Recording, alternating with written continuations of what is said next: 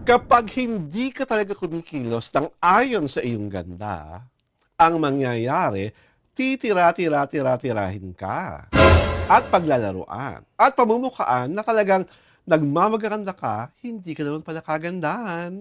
Ito po si Alwin Ignacio, the Diva That You Love.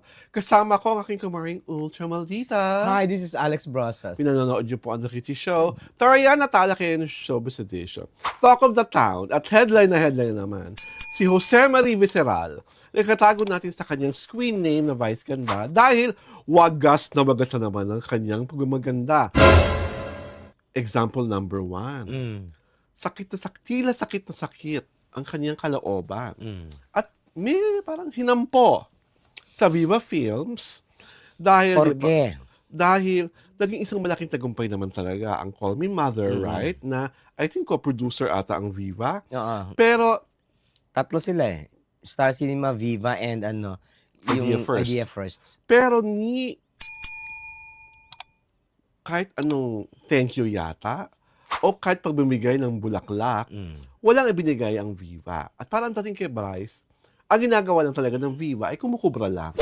Parang inisnab siya. Hindi siya talaga. Parang Viva does not want to thank him.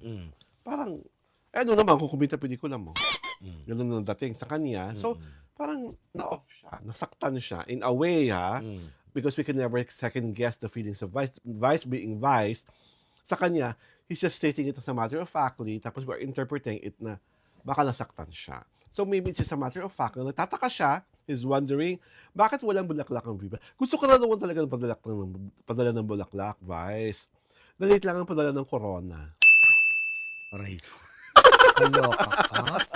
My God. Para corona raw na puro kalachuchi ang bibigay eh. Diyos ko. Para talagang damang-damang yung audience impact. Aray Ikaw ka. ba, Mare, may karapatan siya magtampo, magtaka, kung bakit mo lang, I'm sure na thank you na ang Viva, ang nahihintay niya lang talaga yung parang physical manifestation of a thank you. I have one question. Go. Was it a tradition of Viva to send him flowers after the box office success of his movie? Kasi kung may pattern na ganon, pwede siyang magtampo. Na, ay, dati-dati di ba? Give kayo ng flowers sa akin. Pagkatapos ma-announce na top grocer ako, chuchu. Bakit ngayon parang wala, ganon, di ba? Pero kung hindi naman yun consistently ginagawa ng Viva, who are you to say that? Kasi, what you were picon about is something that is personal. Dapat hindi mo na dinadala. Sa Kung television magsalita mga taga-Viva, ikaw nga when you were starting, ganito ka, Di ba? Parang ganun. Parang Kumbaga, you were opening cans of worms. kumbaga pwedeng pamukha sa kayo ng Viva na kung hindi kami nag-invest sa'yo, hindi kami You sumugal will not be sa'yo, there. wala kang Vice, hindi ka Vice ganda. Di ba? Parang Diba? ganun, Parang isa ka pa rin sa mga pipitsuging komedyanteng nanggaling sa kung saan-saan. Di ba? Kasi hurt that she was, obviously she was hurt. Feeling niya, Vice ganda na siya. So, she can get away with anything. Kaya naman talaga Diba? masarap pag puro feeling-feelingan. Ako ang pinaka nakaka-off sa akin, yung salitang kumukubra. Parang heartless Parang money matters lang ito Parang di ba? pera-pera lang ang Viva. Oo. Tandaan mo, bakla. Grabe ang investment sa'yo ng Viva. Baka nga Viva pa ang dahilan, kaya ka naging maganda eh. Ay. Pina-opera ka, pinaayos yung mukha mo, pina-cheekbones, pinakinis. Oo. Diba? Baka Viva pa nga gumawa lahat ng ganon. Tapos may karapatan ka mo salita na puro kubra lang ang Viva. At saka parang parang ang tawag dito, yung utang na loob, pwedeng sa kanya yung utang na loob card, pwedeng ihambalo sa kanya yun Bakit? Nung araw ba, may nagsugal ba sa yung producer? Di ba? Ma-hurt ka na nun. Di ba? You have to realize. Kasi you have to go back to where you belong before. Ang layo na nga ng nilakad mo. Ang layo na ng narating mo. Pero you have to look back. Hindi. Kasi these people from Viva were the ones Who invested. who fought you to be there in the malaking Pedestal. telon, di ba? They invested. Oo nga di ba? Parang, did you not realize that? Dapat Ako, ganon. what is so crystal about this is that kitang-kita mo na nanghahanap pa rin siya ng validation. na grabe pa rin ang insecurity niya. Na hindi siya makapaniwala na itong mga producer ko, hindi ako binibigyan Pinahalagan.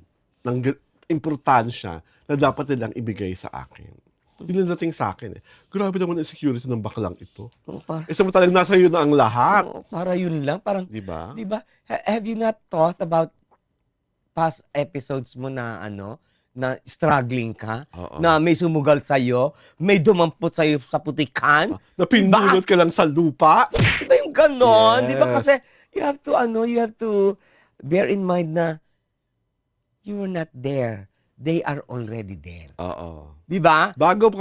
Si Jose Marie Diba? Miseral, bago pa naging Vice Ganda, Viva Films na yun. Oo. At alam talaga ng Viva Films ang pasikat. And you were not the biggest Viva Film star. Yes. It's still Sharon Cuneta. Yes. And Sarah Geronimo. Oo, di ba? And Regine Velasquez. Oo, di ba? Iba yun eh. Di ba? Huwag masyadong... Once a year ka lang naman gumagawa ng saka yun nga, movie. totoo nga yung sinabi ko sa ating intro, di ba? Huwag kasing kikilos nang hindi ayon sa iyong ganda. And what can you say? Abo nung pagkahaba-haba niyang litanya sa It's Showtime, tungkol dun sa babaeng nakita niya sa airport. Do you think that was proper? That was another Picon episode. Go. Kasi, Explain, Mare. Kasi, ang tawag dito, kitang-kita mo sa mukha niya yung pagkabuisit niya. Mhm. Kasi ang claim niya, hindi pa kinukunan ng camera, nakita na niya yung girl na minention yung pangalan niya. Mhm. Tapos, nung may camera na, pinopokus sa kanya yung cellphone, hindi na masabi-sabi yung Pangalan yung niya. name niya. So, parang na-insulto siya sa ganun. Pinakita niya yung napikon Napikon siya. siya. Di ba? Hindi, di ba sabi niya, hindi mo nga Kilala. alam Pangalan ko. pangalan ko eh. Di ba ganon? That is a very unguarded moment Mhm. na she Captured. let the public know. Kasi, talagang nangyayari yun eh na, di ba parang, ang ano ko naman, di ba? I could have, smiled na lang, ganun, chuchu. Pero I did not. Pero dahil siya ay Vice Ganda, inano niya sa TV show niya, sa It's Showtime. Diniscuss niya. Oo. Oo, di ba parang, yung girl, wala namang platform yun, except Facebook eh. Oo. Oo, di ba? And Ikaw, I think the girl also already deleted oo. the video. Ikaw, lahat ng platform available to you eh. Mhm. Tapos sasabihin pa, hindi ko nasasabihin ko mga nangyari pa kasi mababash ka ng husto. Mhm. Parang, utang na loob pa nung girl. Mhm. Di ba? Whatever the girl committed, Pasko naman, palampasin mo na. Ako mo ng Pasko naman, Diba? palapasin mo na. I don't understand why do you have to make it such a big deal if it wasn't really very important to you. Oo. I think you were really off kasi akala mo lahat kilala ka. Yeah. Tapos biglang ito isang ale na sinasabi mong kilala ka, biglang hindi ka naman pala talaga kakilala kasi bulaga. Oo, Itbulaga ang pinapanood. Ang ano nga doon is, etong tinatawag na grace under pressure. Yes. 'Di ba? Kasi yun, impromptu to eh. 'Di ba na nangyari? So may pressure sa kanya na magiging mabait ba ako? Sa kanya kasi Magiging- ang dating kasi, parang nagmamadali siya, di ba? Oo, nagmamadali Parang siya, hinahabol oo. siya kung ano.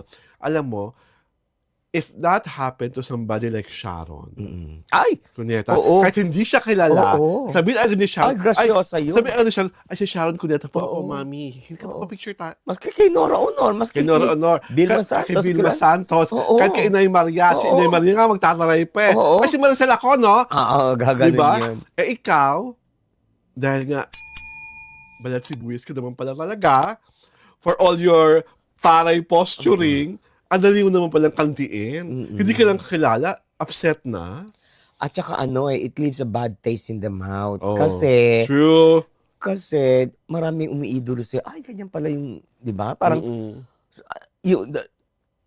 kumbaga, that is a very, very slightest provocation na hindi naman siguro, na hindi mo siguro unpopular o Oo. di ba? Parang, pero, Saka pwede mong i-correct. tsaka hindi eh.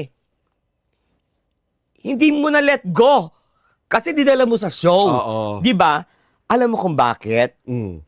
Sa gigil niya, sa pikon niya, she wanted to get even. Ah. Alam niyang nationwide ang show niya, di ba? At naka-channel 2 na ngayon. Oo. So, pinpublic ano niya.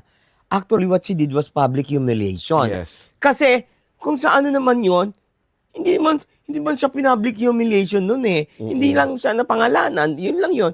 Pero ikaw, di ba talagang bringing up mo sa show, ibig sabihin, hindi ka nakatulog. Yes. Ganun lang yun eh. You were so hurt.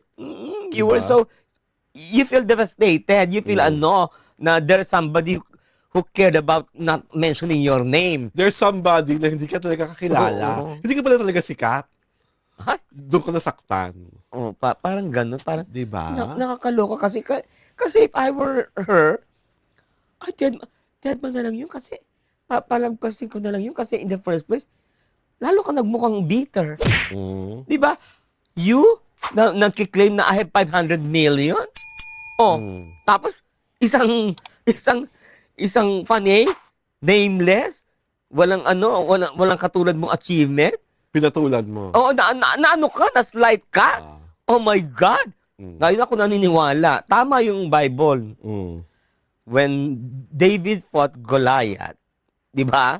Natalo si Goliath. Oh. Di ba? Diba? Bigla kami naging biblika. Iba rin. Ito po si Alwin Ignacio, ang Diva That You Love. Kasama ko ang aking kumari Ultra Maldita. Hi, this is Alex Brussels. Ito po ang The Kitty Show. Tarayan na Talakayan Showbiz Edition.